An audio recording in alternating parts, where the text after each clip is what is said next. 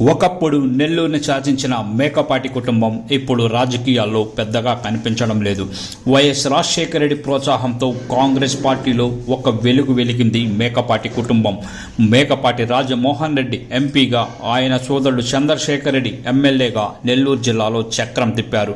అటువంటి కుటుంబంలో చీలికలు రావడం, రాజమోహన్ రెడ్డి కుమారుడు గౌతమ్ రెడ్డి అకాల మరణంతో పరిస్థితి పూర్తిగా మారిపోయింది.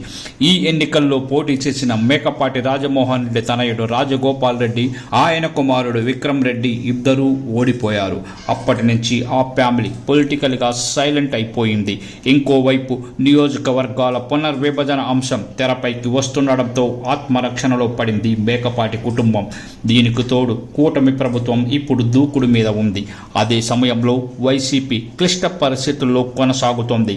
ఈ సమయంలో రాజకీయం చేయడం అంత శ్రేయస్కరం కాదని మేకపాటి కుటుంబం భావిస్తున్నట్లు తెలుస్తోంది. రాజశేఖర్ రెడ్డి ప్రోత్సాహంతో నెల్లూరు జిల్లా రాజకీయాల్లో తిరుగులేని నేతగా మేకపాటి రాజమోహన్ రెడ్డి గారు ఎదిగారు. ఓవైపు నెల్లూరు ఎంపీగా రాజమోహన్ రెడ్డి కొనసాగితే, ఆయన తమ్ముడు మేకపాటి చంద్రశేఖర్ రెడ్డి ఉదయగిరి ఎమ్మెల్యేగా చక్రం తిప్పారు. కానీ వైఎస్ అకాల మరణంతో ఈ కుటుంబం ఒక్కసారిగా డీలా పడిపోయింది. అనంతరం వైసీపీ ఆవిర్భావంతో జగన్ వెంట అడుగులు వేసింది. కానీ 2019 ఎన్నికల్లో రాజమోహన్ రెడ్డికి ఎంపీగా పోటీ చేసే ఛాన్స్ దక్కలేదు. నెల్లూరు నుంచి ఆదాల ప్రభాకర్ రెడ్డిని వైసీపీ బరిలోకి దింపి టీడీపీ మీద ఘన విజయం సాధించేలా చేసింది. ఇక రాజమోహన్ రెడ్డి వారసుడు గౌతమ్ రెడ్డి ఆత్మకూరు నుంచి బరిలోకి దిగారు. ఆత్మకూరు నుంచి గౌతమ్ రెడ్డి భారీ విజయం సాధించడం జగన్ కేబినెట్ లో చోటు దక్కించుకున్నారు. అయితే అప్పటి వరకు సోదరుడు రాజమోహన్ రెడ్డితో ఉన్న చంద్రశేఖర్ రెడ్డి విభేదించడం ప్రారంభించారు.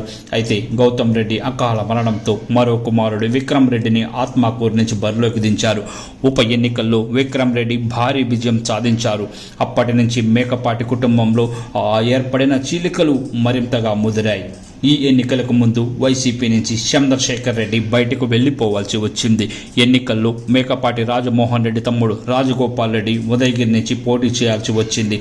ఆత్మకూరు నుంచి మరోసారి విక్రమ్ రెడ్డి బరిలోకి దిగారు.